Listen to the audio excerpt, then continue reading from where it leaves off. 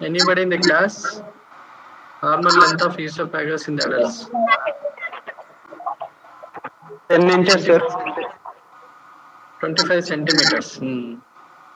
Okay, 10 inches or 25 centimeters. Okay, today's classes will discuss about the foreign bodies in the both in the airway and the food passages. Okay. So first we'll discuss about the airway. So airway are the aspiration of the foreign body. Usually we'll see in the children's most of the time below the 4 years of age group we'll see these aspirated foreign bodies. So because usually there is a common practice like while playing with children they'll keep some objects in the play and during that play with the object in the oral cavity there is a chance of aspiration of these foreign bodies into this airway. So the airway foreign bodies may be lodged in the larynx, trachea, or the bronchi. So depending upon the size of the foreign body and the shape of the foreign body may be in the larynx or trachea or bronchi. Okay. So depending upon the site of the foreign body, the symptoms will vary. So in the foreign body of the airway, the symptoms and history, suspicious history is very, very important. So usually the parents will give the history of the sudden onset of the choking, coughing, and the wheezing or gagging. So these are the sudden onset. So while playing, suddenly they'll get these symptoms. So that is highly suspicious history and the symptoms of a foreign body in the esophagus, especially in children's. So usually in adults, if those who are intoxicated patient or comatose patients or alcoholic patients, those patients only will see this aspiration of the foreign bodies because there is a well protected protective mechanism to prevent the aspiration of the foreign bodies into the airway. So that is by the closure of the aryepiglottic folds, false vocal cords, and the true vocal cords, and also effective cough reflex. So these four protective mechanisms will prevent the aspiration of the foreign bodies into the airway. So whenever there is a foreign body entering into this airway, these are the 4 stages of the symptoms.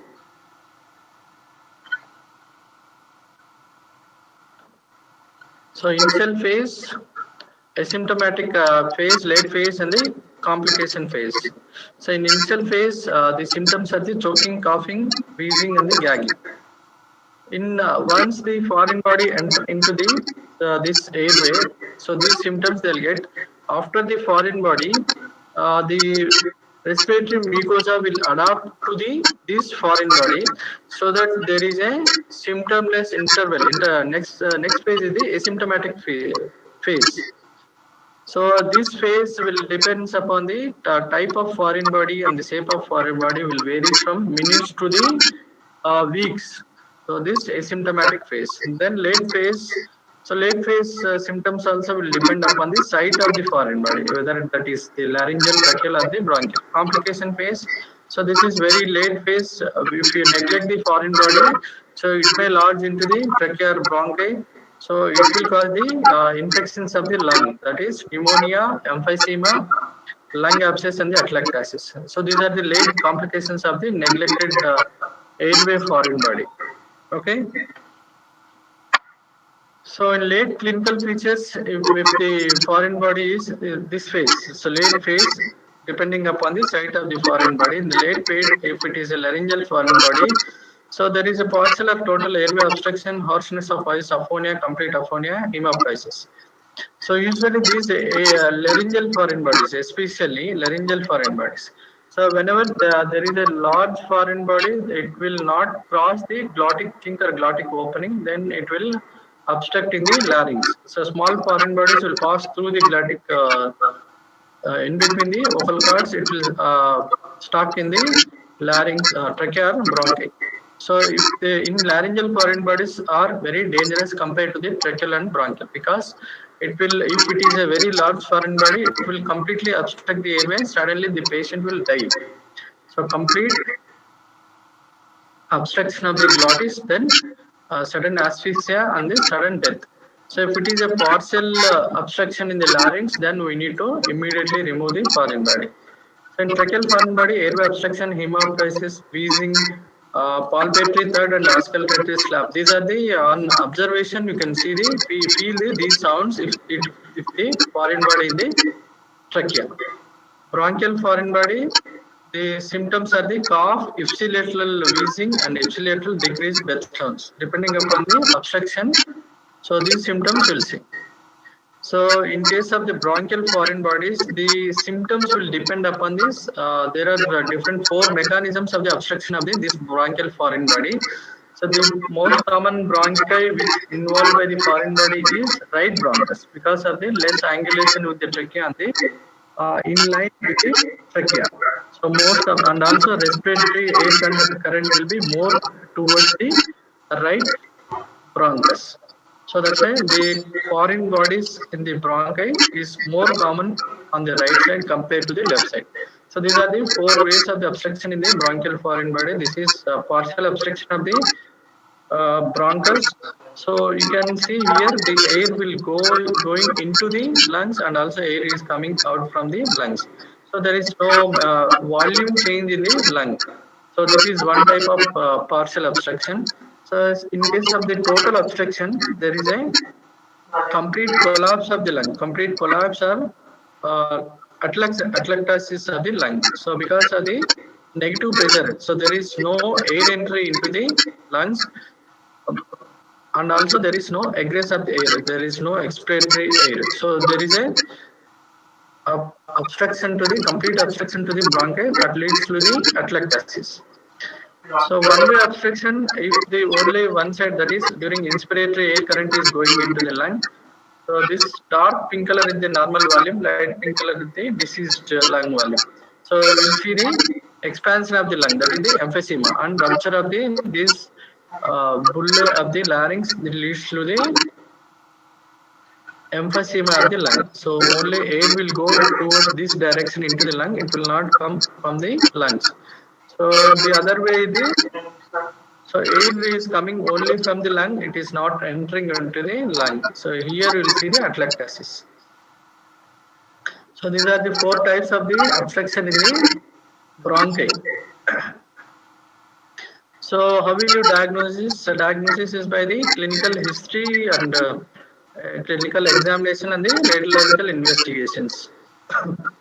So in conscious patient, hoarseness or aphonia if it is a laryngeal foreign body and respiratory distress. Unconscious patient, you can see the no chest movement on the, if it is involving larynx or trachea. So you can observe the no chest movement, no air exchange at the nose or mouth level, immediately cyanosis because of the obstruction. And you can palpate the lungs, you can auscultate over the neck and the lungs, you can feel the stridor or you can feel the wheeze if it is a bronchial foreign body. So history is very, very important, and also clinical suspicion and clinical examination and the radiological investigations. You can take the x-rays, simple x-rays. If the foreign body is radio opaque, you can see in the x-rays, PA view on the lateral view of the chest and the neck. So this is the PA view of the chest. You can see the sharp needle, syringe needle in the center of the, this is the trachea below the larynx.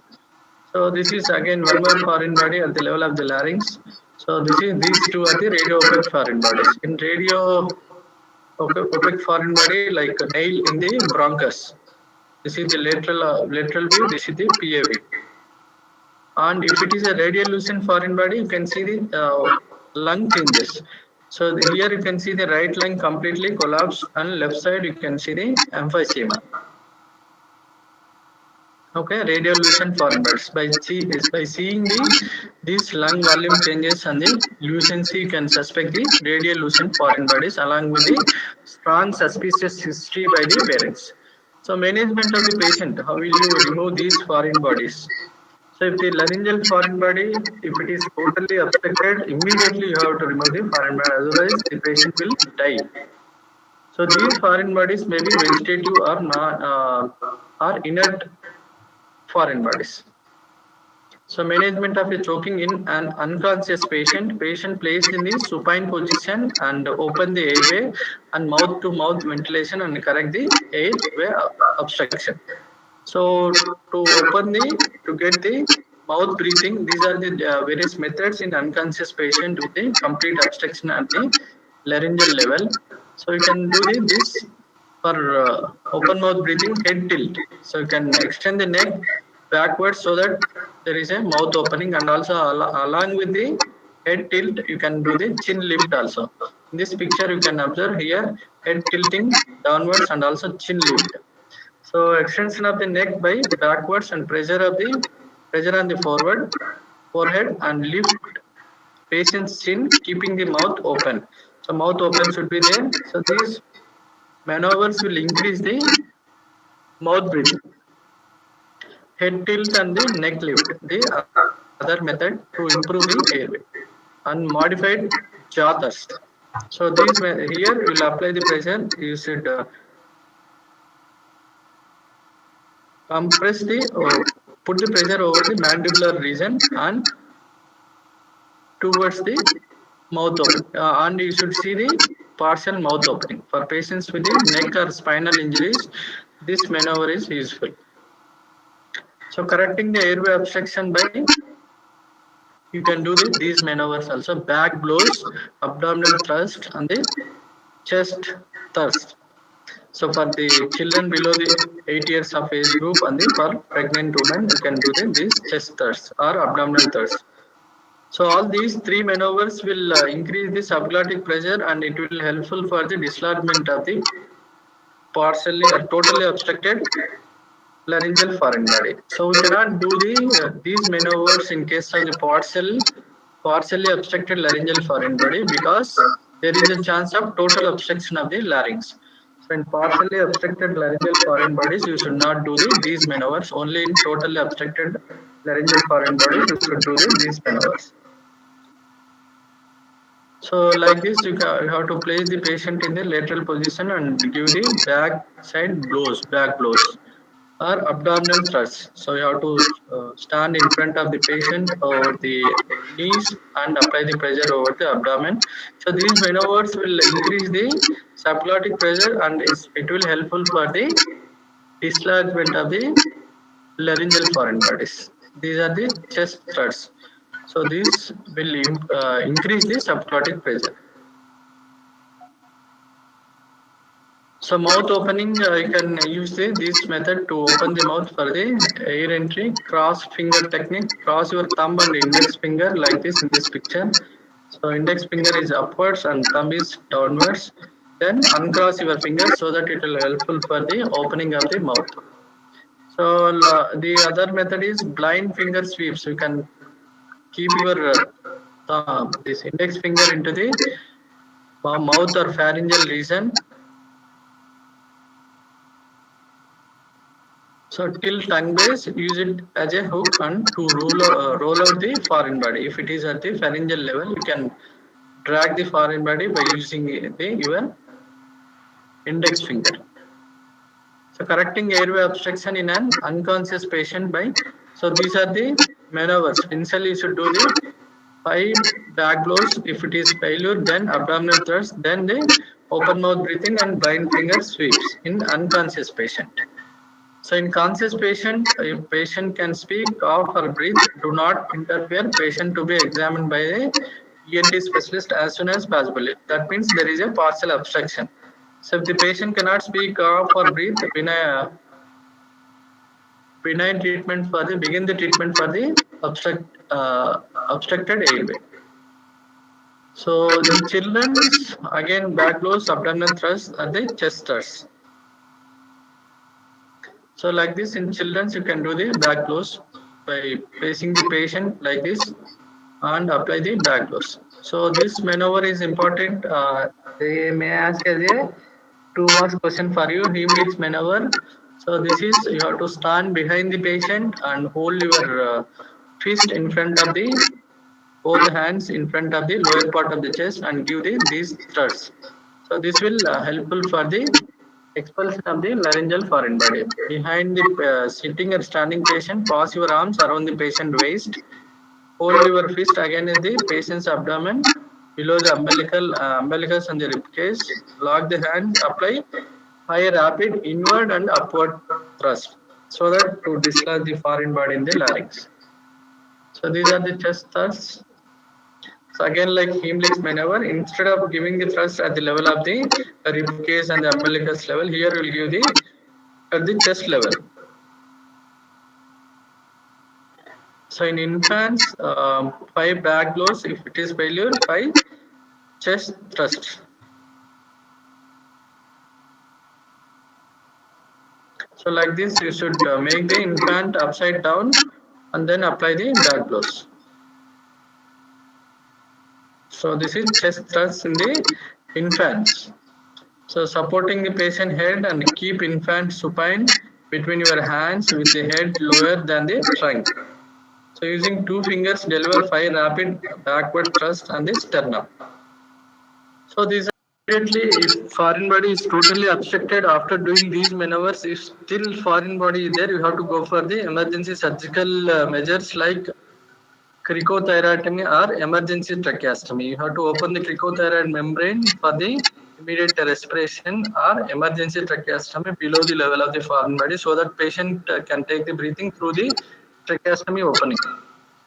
So after doing the tracheostomy or cricothyrotomy, after stabilizing the patient, you need to remove the foreign body by using the either direct laryngoscope, bronchoscope or thoracotomy or bronchotomy. You have to open the lateral side on the chest wall, you can remove the foreign body.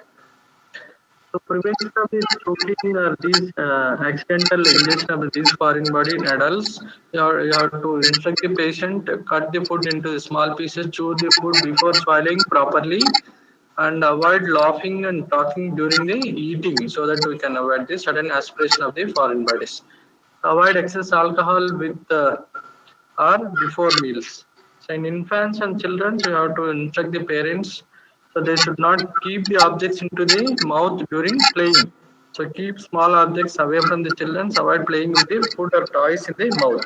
So that will cause the sudden aspiration of the foreign bodies. In children also, if the tracheal or bronchial foreign bodies, so we need to remove the foreign bodies under general anesthesia by using the rigid bronchoscope or flexible bronchoscope, or recently we have got the telescopes. We can use the endoscopes like where we will use for the nose surgeries, ear surgeries. Under magnification, you can remove the foreign body by using the telescope with the appropriate forceps. Depending upon the shape of the foreign body, we need to select the proper these forceps to remove the foreign body. So that is about the foreign bodies in the larynx, trachea, and the bronchi. So esophageal foreign bodies, the symptoms will differ from these respiratory foreign bodies. So esophageal foreign bodies, they'll have the dysphagia, difficulty in swallowing. So or pain during swallowing. If it is a sharp foreign body, they can feel the foreign body obstruction in the upper neck level. If it is a lower esophageal foreign body, they can't locate the foreign body, but they'll have the definite difficulty in swallowing, and also regurgitation of the food and vomitings. These are the symptoms. So and they'll give the clear cut history. So while in adults, the most common foreign bodies are chicken bone or mutton bone. If they swallow without proper chewing, so there is a chance of obstruction of these foreign bodies in the esophagus. In children, usually we'll see the most common foreign body is the points. Points at the level of the cricopharyngeal sphincter is the commonest foreign body in the children's. So how will you diagnose history? Like history, clinical history, physical examination, and also radiological examination. Simple X-ray is enough. We can locate the site of the foreign body. If it is radio-opaque foreign body, you can see the soft tissues of the neck, both epi view and the lateral view. You can see the foreign body. In children, we don't know the exact location of the foreign body, so that we will advise simultaneously the foreign body of the chest and abdomen also, so that you can see the foreign entire digestive system in the X-rays from the upper level. So in radiolucent foreign bodies, we need to go for the fluoroscopy with the barium soaked cotton pledges, so that you can locate the radiolucent foreign bodies, and also barium swallow.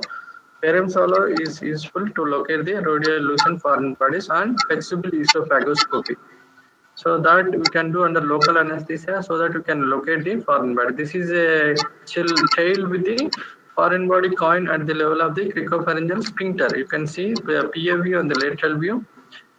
So in PA view on the lateral view, this is PA view. You can see the round radio-opaque foreign body. This is the lateral view. So this is another foreign body in the cricopharyngeal level.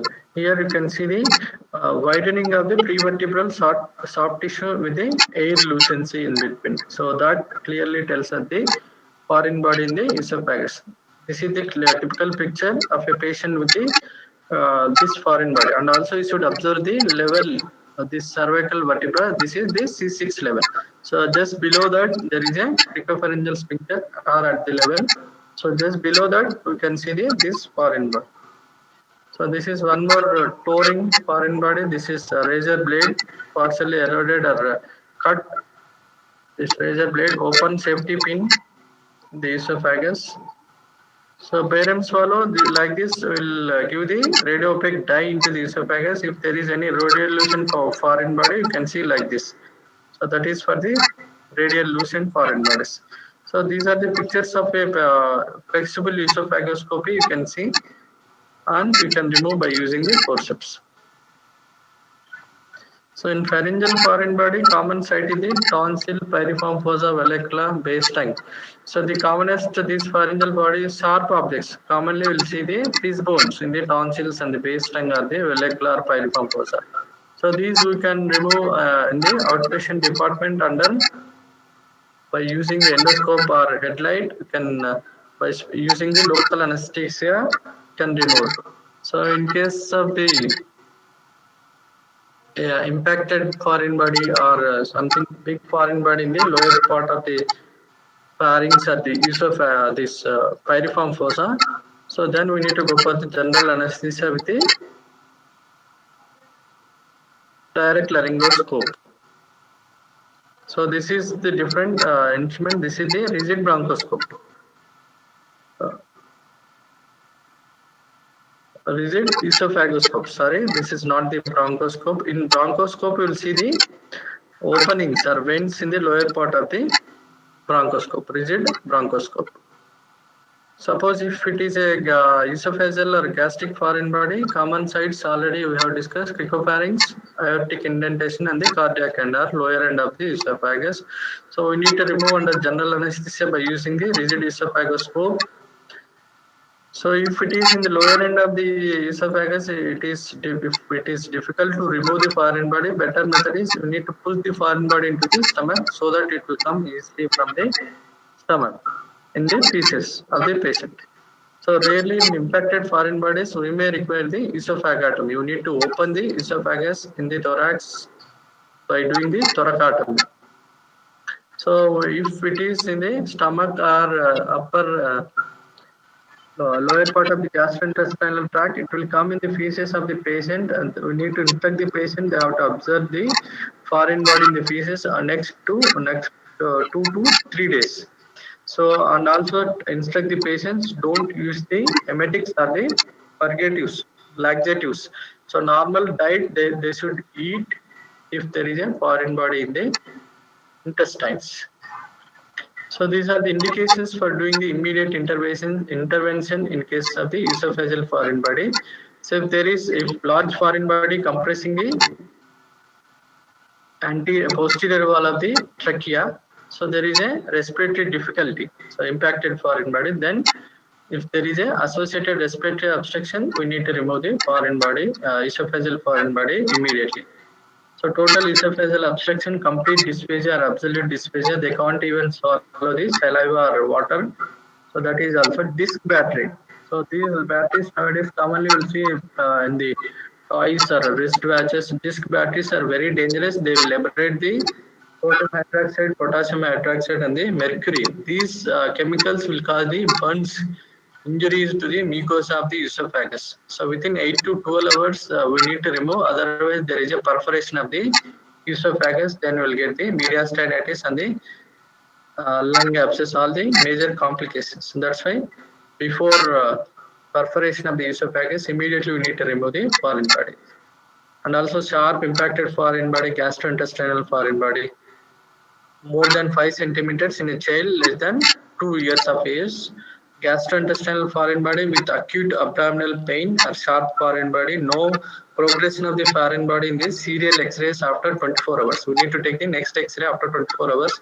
If there is no progression of the foreign body or impacted foreign body in the intestines, gastric foreign body with pyloric stenosis. So these are the indications for the intervention in the foreign bodies in the digestive system. This is the disc battery in the stomach. So complications of the neglected foreign body in the esophagus are the ulceration and the stricture formation. Perforation of the esophagus leads to the mediastinitis, periesophageal cellulitis, retropharyngeal abscess, and the respiratory obstruction due to the tracheal compression and the laryngeal edema. So this is X-ray neck lateral view soft tissue showing the widening of this prevertebral soft tissue. This is the retropharyngeal abscess. This is the pharyngeal mucosa. So there is lot of widening soft tissue here. That is the retropharyngeal abscess. Neglected foreign body will lead to this pharyngeal abscess.